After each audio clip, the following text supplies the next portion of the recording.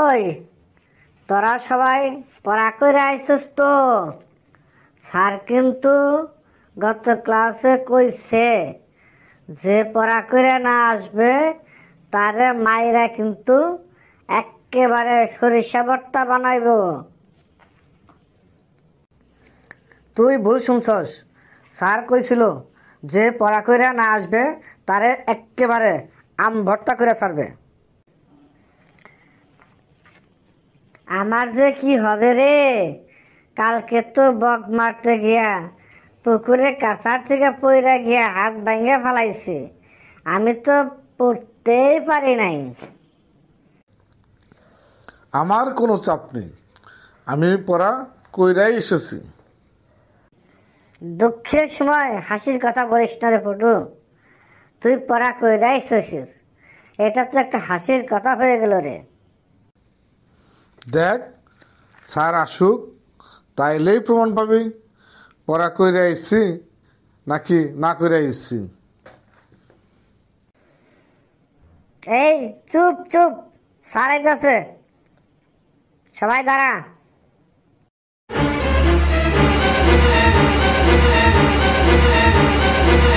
বস বস, সবাই বসে পড়। Good morning sir. পড়াটা ধরে তারপরে বুঝতে পারবি যে মর্নিংটা গুড না ব্যাড। আগের দিন বলেছিলাম যে আজ তোদেরকে রচনা ধরবো, রচনা পড়ে আসবি।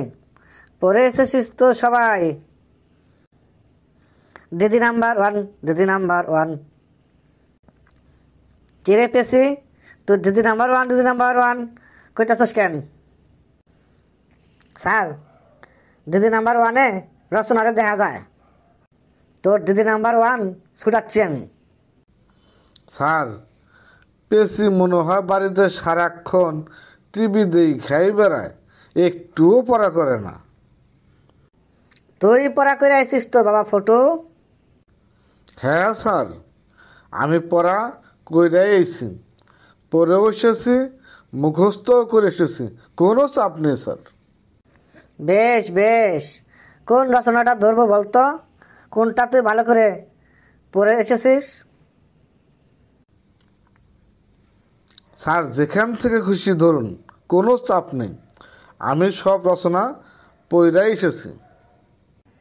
কিন্তু তুই যে কইলি তুই শুধু বাঘের রচনাই ভালো করে পড়ে এসেছিস, এখন যে বলছিস সব রচনাই পড়ে এসেছিস, পারবি তো? শুধু দেখ না, স্যার যে রচনায় ধরবে আমি বাঘের রচনা দিয়ে সব করে ফেলব। কিরে, তোরা কিছু কইছিস? না স্যার, আপনি প্রশ্ন করুন, কোন রচনা বলবো সেটা শুধু একবার বলুন। বেশ, তাহলে সুন্দরবন নিয়ে রচনা বলতো, পারবি তো? দেখ না মেকআপটা কিভাবে দিই। স্যার, সুন্দরবন বাংলাদেশের দক্ষিণ অঞ্চলে বঙ্গোপসাগরের উপকূলে অবস্থিত। সুন্দরবনে প্রচুর পরিমাণে সুন্দরী গাছ থাকায় এই বনের নাম হয়েছে সুন্দরবন। এই বনের মধ্যে অনেক প্রজাতির পশু রয়েছে, তার মধ্যে বাঘই হচ্ছে প্রধান। বাঘ একটি হিংস্র মাংসাশী প্রাণী। বাঘের বড় বড় নখ, বড় বড় দাঁত, বাঘের গায়ে হলুদের উপর ডোরাকাটা ডোরাকাটা ডোরাকাটা লোমে ভর্তি। মুখে গোঁফও আছে, একটি মুখ, দুইটি কান, চারটি পা ও একটি লেজও আছে। বাঘের চোখ দুটো 20 টাকা দামের, টাঙ্গাইলের চমচমের মতো গোল্লা গোল্লা গোল্লা গোল্লা গোল্লা গোল্লা। আর শিকার দেখলেই তার উপর খপাত করে ঝাঁপিয়ে পড়ে। স্যার, কেমন লাগলো আপনার সুন্দরবনের রচনাটা? বুঝেছি বুঝেছি, বেটা বাঘের রচনা পড়ে এসেছিস, দেখাচ্ছি তোর মজা। এই তুই এবার পদ্মা নদীর সম্পর্কে রচনা বলতো।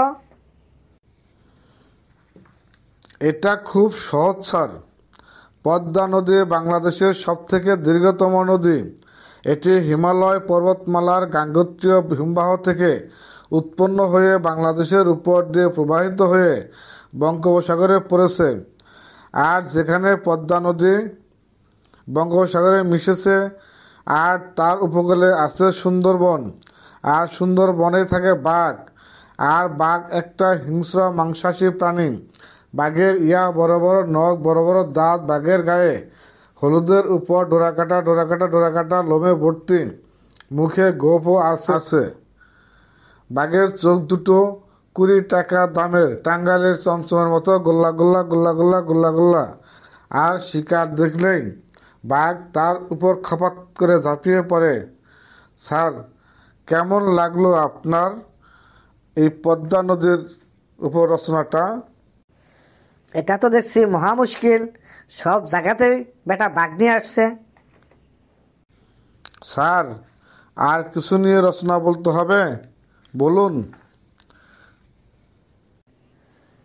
এবার মোটর গাড়ি নিয়ে রচনা বলতো দেখি বেটা, এবার মোটর গাড়ির মধ্যে বাঘ কেমনে আনে। কিরে ফটু, এবার মোটর গাড়িকে তুই বাঘ কি করে বানাবি রে? তুই দেখ না, আমি ঠিক পারবো। স্যার, আধুনিক পরিবহন ব্যবস্থা মোটর গাড়ির উপরে নির্ভরশীল। আমরা রাস্তাঘাটে যত ধরনের যানবাহন দেখি সবই মোটর গাড়ি। যেমন ট্রাক, বাস, লরি। ট্রাকে করে মালপত্র বহন করা হয়, বাসে যাত্রী বহন করা হয়। যাদের বেশি টাকা আছে তারা নিজেরা 4 চাক্কা প্রাইভেট গাড়ি কিনে নেয়। আমি রাস্তায় দেখেছি অনেক প্রাইভেট 4 চাক্কার গাড়ির পেছনে কাচের মধ্যে তুলো কাপড় দিয়ে তৈরি বাঘ রাখে।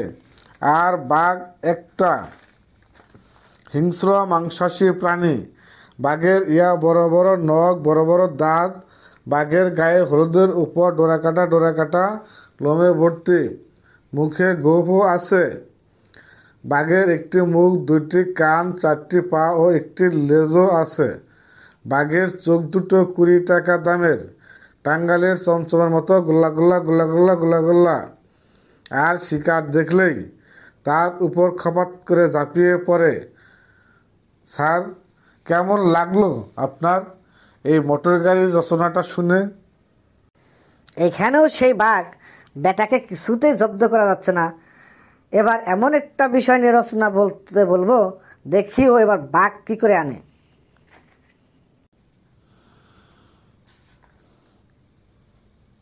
স্যার, আর কিছু বললেন? না না, তোকে কিছুই বলিনি। নে, এইবারে লাস্ট। তুই বিশ্বকাপ ক্রিকেট খেলা দেখেছিস তো এই বছর? হ্যাঁ স্যার, দেখেছি, প্রতিটা ম্যাচই দেখি। নে, তাইলে এবার বিশ্বকাপ ক্রিকেট নিয়ে একটা রচনা বলতো। এবার তুই মনে হয় ফেসে গেলি রে ফটু। বিশ্বকাপ ক্রিকেটের সাথে বাঘ কি করে আনবি রে? এখানে ফাঁসার আবার কি হলো? দেখ, আমি এখানেও বাঘ নিয়ে আসবো। স্যার, এই বছর বিশ্বকাপ ক্রিকেট ভারতে অনুষ্ঠিত হয়েছিল। পৃথিবীর মোট 10টি দেশ এতে অংশগ্রহণ করে। টোটাল 48টি ম্যাচ হয়েছিল। প্রত্যেক ম্যাচে স্টেডিয়ামে, গ্যালারিতে যারা খেলা দেখতে যায় তারা অনেকেই গায়ে রং চং মেখে অনেক কিছু সেজে গুজে যায়। তার মধ্যে বাংলাদেশের একজন সমর্থক আছে, যিনি বাংলাদেশের খেলা হইলেই হলো গায়ে রং চং মেখে বাঘ সেজে স্টেডিয়ামে চলে আসে। আর বাঘ একটা হিংস্র মাংসাশী প্রাণী। বাঘের বড় বড় নখ, বড় বড় দাঁত, বাঘের গায়ে হলুদের উপর ডোরাকাটা ডোরাকাটা লোমে ভর্তি, মুখে গোঁফও আছে। বাঘের একটি মুখ, 2টি কান, 4টি পা ও একটি লেজও আছে। বাঘের চোখ দুটো 20 টাকা দামের, টাঙ্গাইলের চমচমের মতো গোল্লা গোল্লা গোল্লা গোল্লা গোল্লা গোল্লা। আর শিকার দেখলেই তার উপর খপাত করে ঝাঁপিয়ে পড়ে। স্যার, কেমন লাগলো আপনার আমার এই বিশ্বকাপের রচনাটা শুনে? ওরে থাম থাম, নইলে কিন্তু আমি অসুস্থ হয়ে কোমায় চলে যাব রে। থাম এবার বেটা থাম। বেশ স্যার, আপনি যখন থামতে বলছেন থেমেই গেলাম।